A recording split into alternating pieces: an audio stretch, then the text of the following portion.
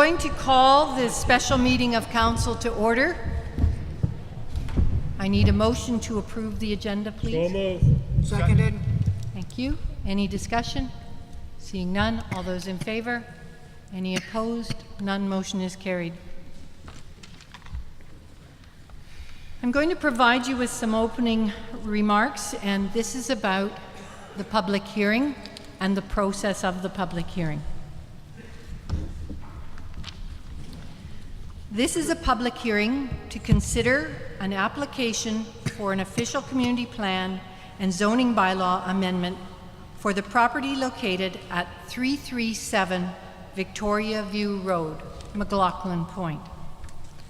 The bylaws being considered are, number 1, the official community plan bylaw, 2006, number 2646, amendment bylaw number 14, 2013, number 2804, number 2, the zoning bylaw, 1992, number 2050, amendment bylaw number 208, 2013, number 2805, and item 3, zoning bylaw 1992, number 2050, amendment bylaw number 209, 2013, number 2806. The purpose of the bylaws is to allow for the development of a new wastewater treatment plant on this site. The purpose of the public hearing is to allow all persons who deem their interest in property to be affected by the proposed bylaws an opportunity to be heard, or to present written submissions to council on matters contained in the bylaw. It is important that all who speak at this meeting restrict their remarks to the matters contained in the bylaw. It is the main function of all council members to listen to the views of the public. It is not council's function at this public hearing to debate the merits of the proposed bylaws with individual citizens or amongst ourselves. Please remember to address your comments to council. After the public hearing, council will not accept further communications or presentations from the public or the applicant respecting this bylaw.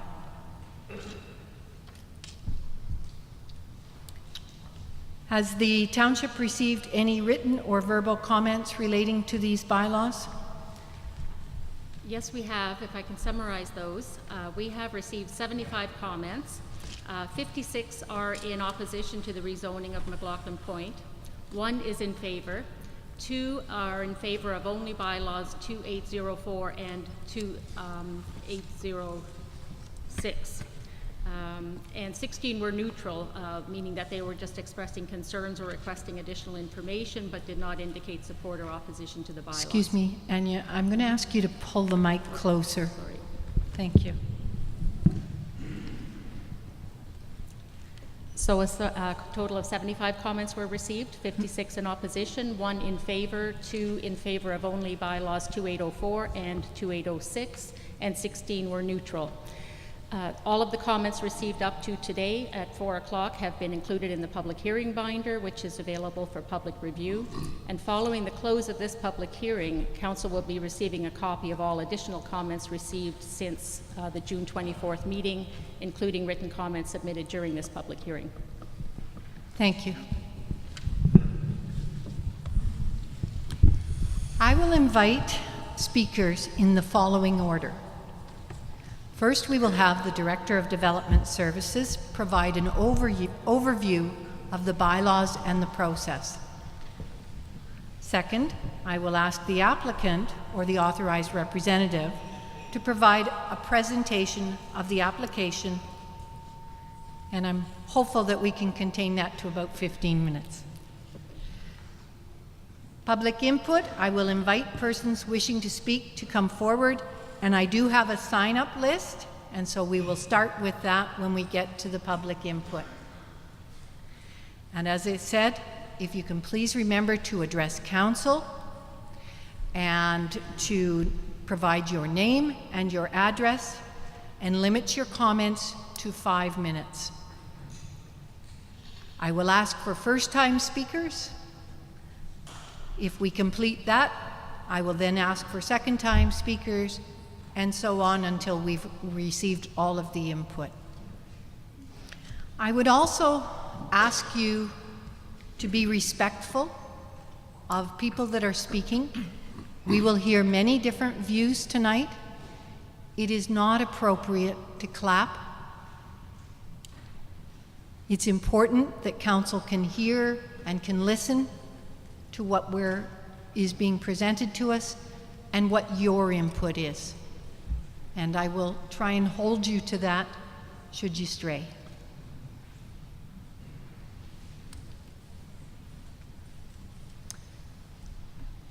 Everybody ready? I will now ask the Director of Development Services to speak. Your Worship, members of council, I'll go briefly through the proposed bylaws before you this evening. My presentation is on the PowerPoint to the left of the audience. Excuse me, Mr. Brown. We need to have it slowed down because of that echo, if you don't mind. Thank you. Yeah. There are 3 bylaws that council is considering for this public hearing. One is the official community plan amendment bylaw, bylaw number 2804. One is the CRD zoning bylaw amendment, bylaw number 2805. And one is the additional amenities zoning bylaw amendment number 2806. And I will go through details of all 3 of these bylaws in a moment. It's important to remember that all bylaws, not only the zoning bylaw, but all bylaws of the Township of Esquimalt must conform to the official community plan. If council does not approve the OCP amendment bylaw 2804, they cannot approve either of the zoning bylaw amendments. Brief the site context. The McLoughlin Point should be shown there in a red circle. It's surrounded by D&D lands. Lyle Street, which forms the boundary, is shown there. West Bay neighborhood is there for context. And the McLoughlin Point sewage outfall is shown there. So that shows the context of the area we're dealing with.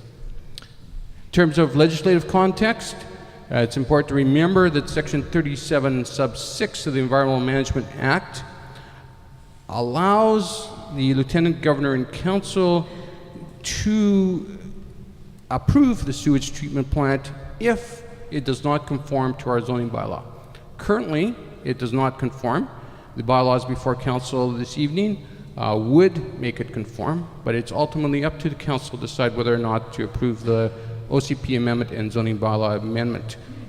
Otherwise, the government, provincial government, does have the authority to approve the sewage treatment plant at McLoughlin Point. So with regard to the OCP amendment, Local Government Act Section 8771 sub F states that an OCP must include statements and map designations respecting the location of waste treatment and disposal sites. So one of the amendments proposed for the OCP is an amendment to Schedule D, the map showing the location of waste treatment plants in order for our OCP to conform to the requirements of the Local Government Act. We are also going to add a new section, Section 378, which will provide context for the McLoughlin Point location. And in addition, there will be development permit guidelines added that deal specifically with the proposed plant.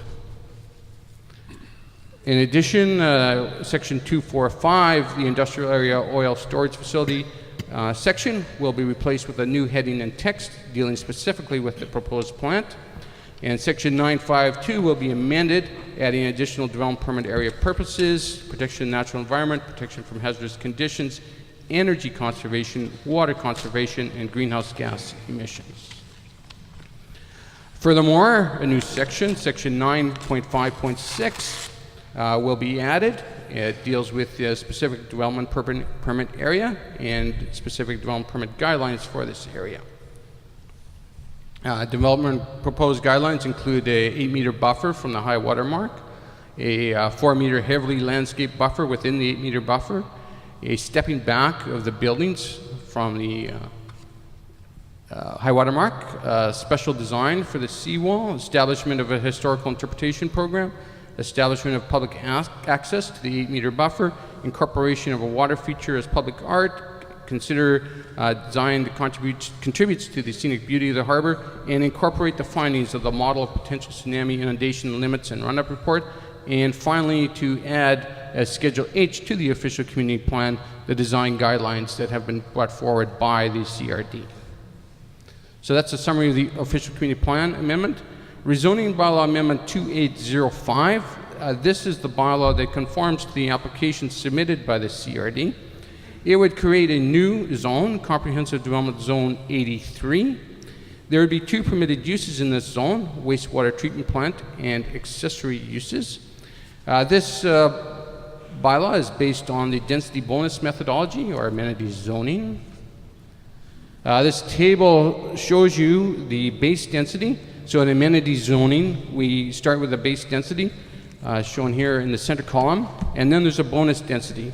If you supply all the amenities, then you're given the development rights in the bonus density. So the base density, the center column, would give a density enough to build a sewage treatment plant that would have enough capacity to deal with Esquimalt sewage, plus a little bit more.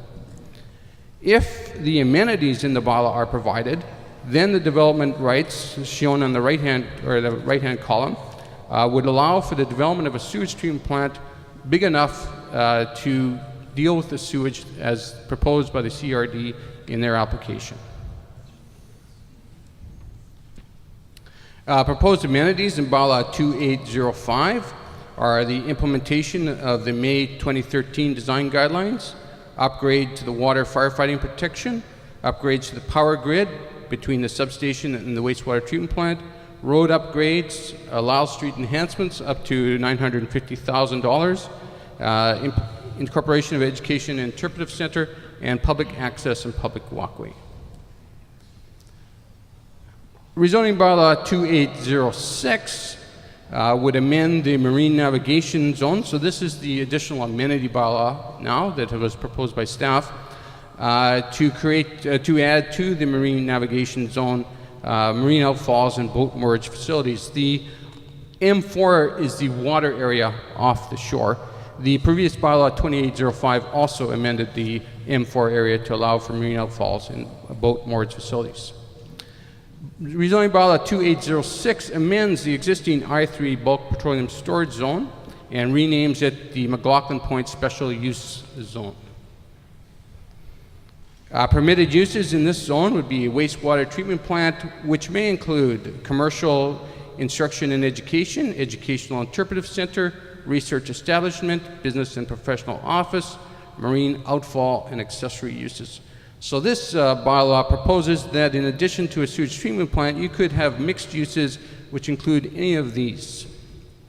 In addition, permitted uses are business and professional office, high technology uses, accessory retail, hotel, entertainment and theater, boat moorage facilities, and parks. So this allows for a much broader range of permitted uses than the 2805. 2806 is also amenity zoning bylaw. The base density allows for plant capacity to service Esquimalt. Its bonus densities are done in stepwise progression in 3 levels, which we'll go through in a minute. Level 3 allows for plant capacity as requested by the CRD. Each level requires more amenities to be provided. The bylaw incorporates 3 levels of community, which some amenities are based on. So when we speak of immediate community, it's this area, basically the southeast quadrant of the intersection of Lamson and Esquimalt Road. Other amenities deal with the near neighborhood, which is a 1,500 meter radius from the proposed McLoughlin Point.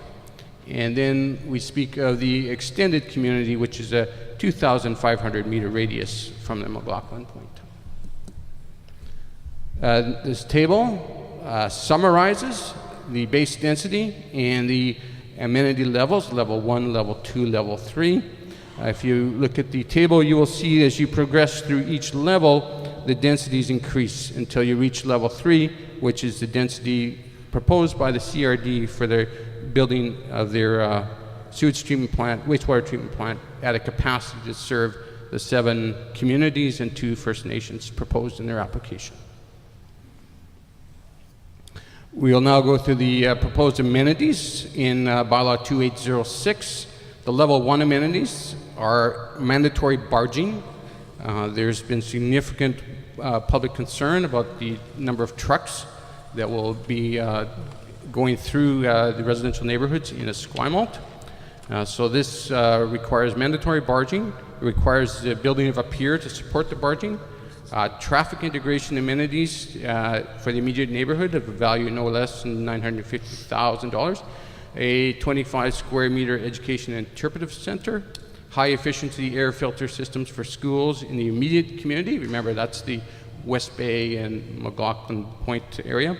Lead gold in implementation of the CRD's design standards and guidelines, and upgrade of the McCully Point pump station to the equivalent of the proposed Craigflower pump station. Level 2 amenities are, so each condition level 1 will be required. In addition, a minimum of 1,000 square meters of public open space, a minimum of $100,000 of public art, education and interpretive center, a minimum 50 square meters, high efficiency air filter systems on all schools in the nearby neighborhood, so that's the 1,500 meter radius, extension of green building and design guidelines to the larger building, and upgrade of all pump stations in the nearby neighborhood to the Craigflower standard. Amenity level 3 is all previous amenities plus public open space amenities of $75,000 at the site. So that could include park development, trail development, provision of a harbor pedestrian ferry service, development of a public walkway to West Bay. Part of the design guidelines already contemplate a public walkway along the foreshore.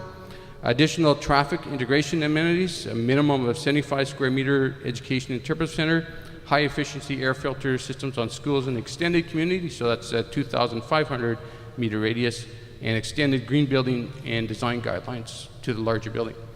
In addition, amenities would include a rooftop wetland using reclaimed water from the wastewater treatment plant, heritage interpretive signage, fire hydrant upgrade in the immediate community, provision of underground conduit to facilitate undergrounding of overhead utilities, reinstatement of all roads to pre-construction conditions, and upgrade of all pump stations in the extended community to the Craigflower standard. In addition, odor reducing and noise mitigation measures will be required. Products and byproducts and biosolids to be moved off-site by pipeline and marine transportation only. No odor causing or methane producing facilities except pipelines and pump stations in the extended community, so that's a 2,500 meter radius. And an annual contribution of $55,000 to the McLoughlin Point Amenity Fund, and formation of an ongoing liaison committee.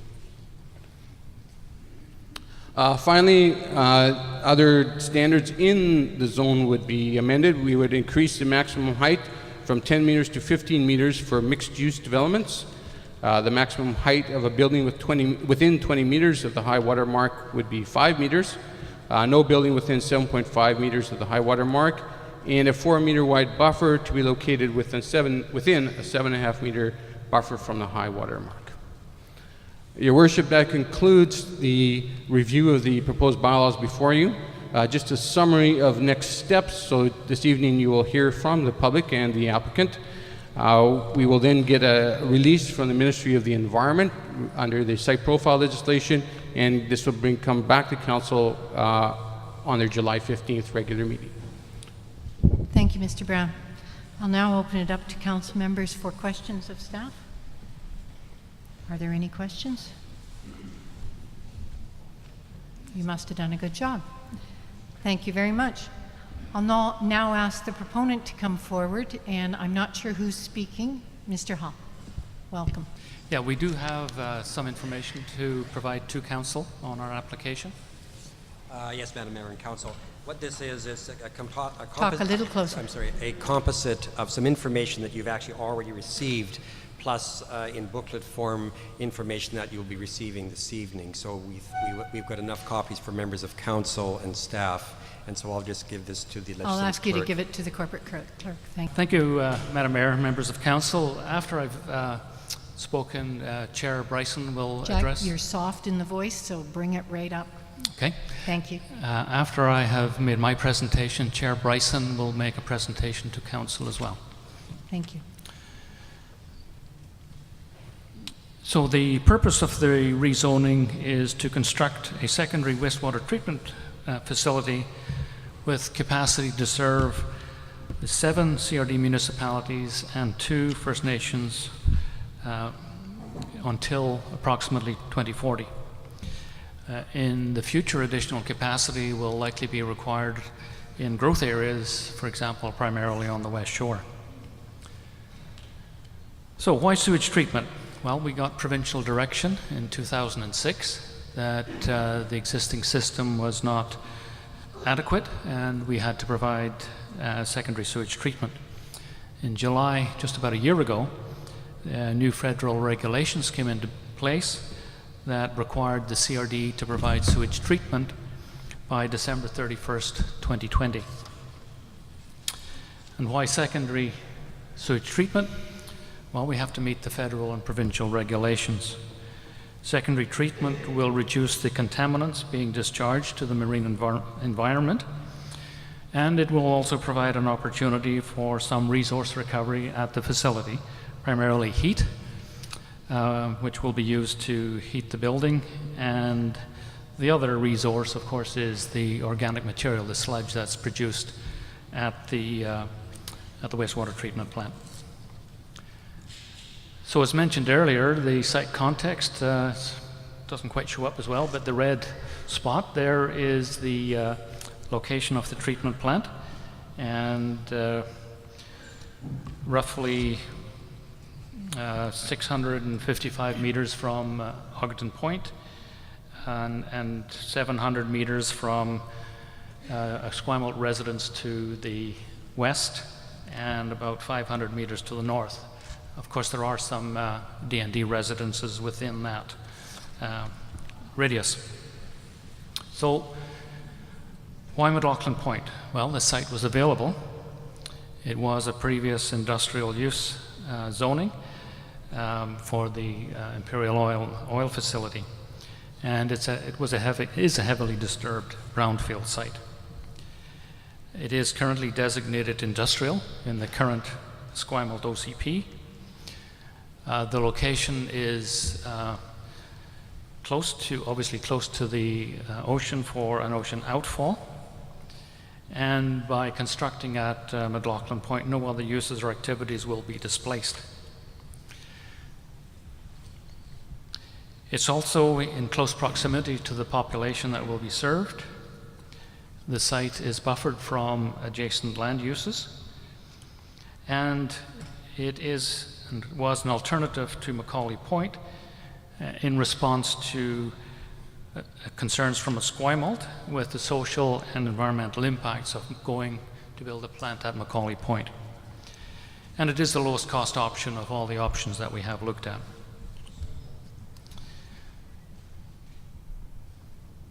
As I mentioned earlier, it is zoned industrial and until recently served as an oil storage facility for probably close to 100 years. And the historic photographs show the extent of the industrial activities, and including the dock facility that has since been removed. Obviously, in that prominent location, there are concerns, or have been concerns expressed, and the CRD is committed to developing in consultation with the residents and with the design panels from Victoria and Esquimalt to develop design guidelines that will be included in the RFP.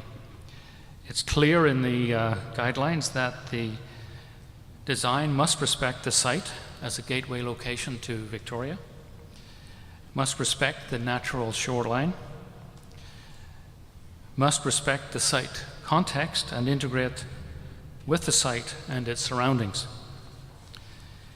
During the RFP process, we will be working collaboratively with the 3 proponents that have been shortlisted, and we will include representatives from the Esquimalt Design Panel and Victoria Design Panel, as well as the designers that participated in the design charrette earlier this year. The intent being that by the time the proposals are submitted, the design guidelines, everyone will be satisfied that the design guidelines have been met. So it's really a pass-fail criteria that we're applying to the design guidelines. We have heard, obviously, that there are concerns about the construction period, and as part of the requirements for the RFP, the Project Co must develop a traffic management plan, and it can only do that in consultation and collaboration with the Esquimalt and local residents. Public safety will be a high priority and commitment from the contractor, enforced by the CRD. We will establish a communications hotline for the public to express concerns or complaints, and there will be a requirement for ongoing liaison with the local community.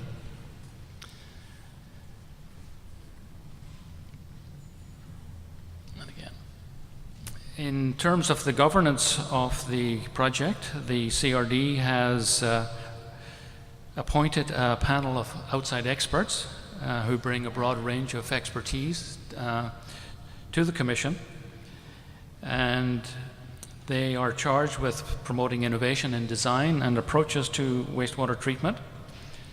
They've been charged with maximizing the value for money for the CRD residents, and emphasizing sustainability, social, environmental, and economic criteria. And in fact, those criteria are part of the evaluation of the proposals that we hope to get in January. And they're, of course, responsible for the budget management. So our request to Esquimalt is that the location be rezoned to permit the construction of a wastewater treatment plant at McLoughlin Point. Now I'll hand it over to the chair of the CRD board. Thank you. Thank you. Good evening, Mayor Desjardins, members of council, staff, members of the community. As chair of the Capital Regional District Board, I'm attending the public hearing to ask you to approve the proposed amendments to the Esquimalt Official Community Plan and zoning bylaws numbers 2804 and 2805 to accommodate the McLoughlin Point sewage treatment plant as requested by the CRD. As you know, the CRD acts for the 7 municipalities and 2 First Nations by agreement who participate in the core area liquid waste management service. In 2006, the BC Minister of Environment required a detailed fixed schedule for secondary wastewater treatment.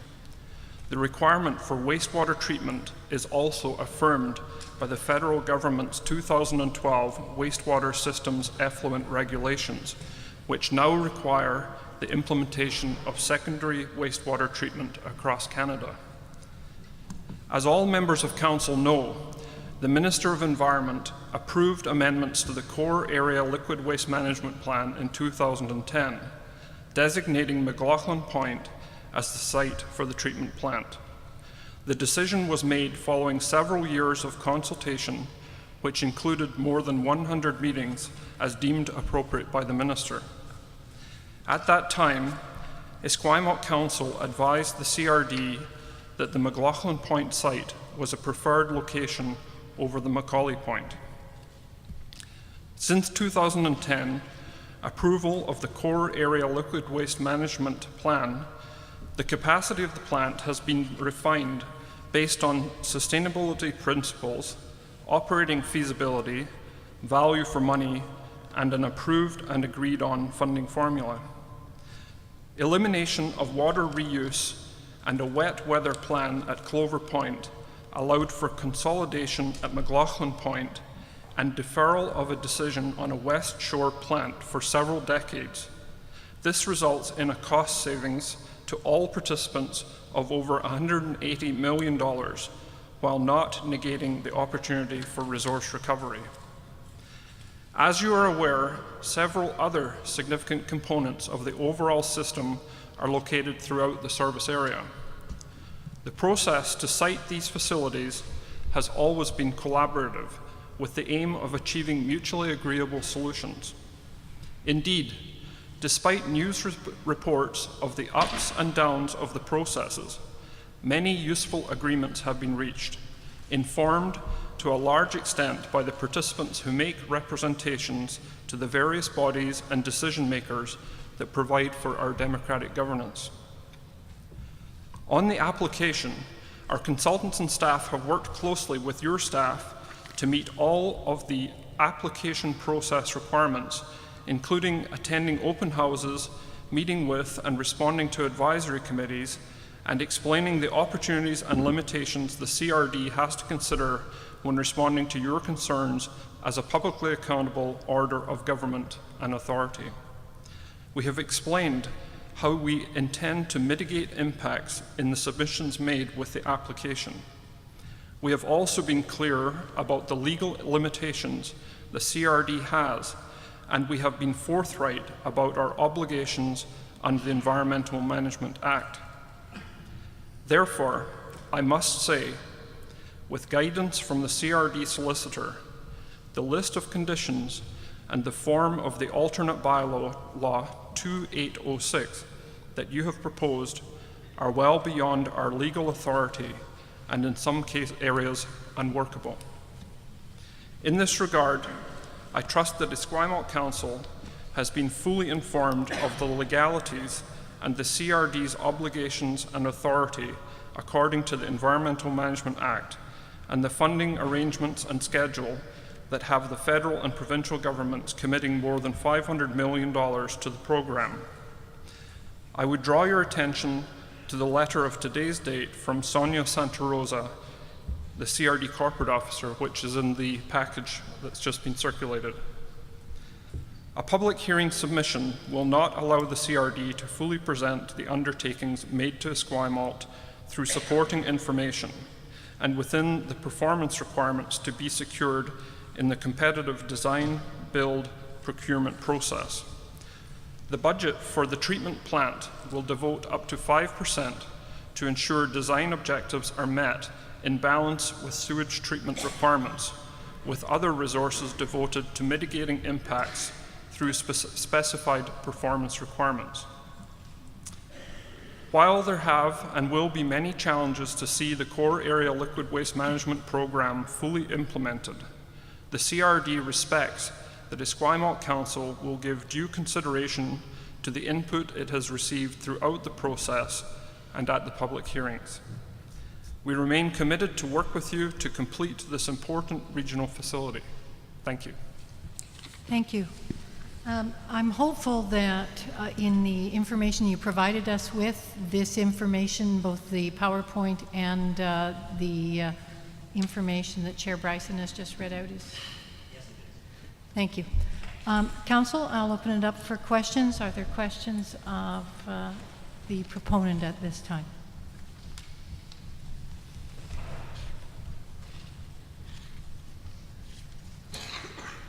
I have a couple. In the package that we received, in the information that was the design guidelines, and I noticed that it's an updated version, I believe.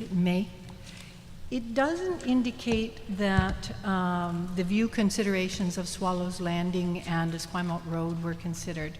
Can you clarify that? Madam Chair, in the revised May design guidelines, one of the operative words that was added was that views from all sides and above recognizing that, for example, Swallows Landing is one of those where you actually are looking at it down towards it. So we were aware of Swallows Landing and perhaps a couple of other properties that you might see from essentially above or from long distance. So those words were added in respect of that question. Okay, thank you. I'm glad I clarified that.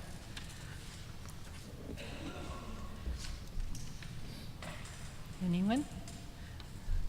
There was a question that came forward from the last meeting with regards to the amount of GHG emissions and to what benefit that would be reduced.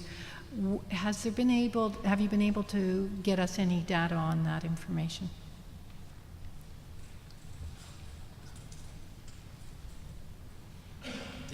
The GHG emissions was looked at as a whole for the whole treatment facilities, including the biosolids. So I think we do have a breakdown, which I can provide to you. I will do so tomorrow. Thank you very much. Are there any other questions from council members? Seeing none, we will now move on to members of the public.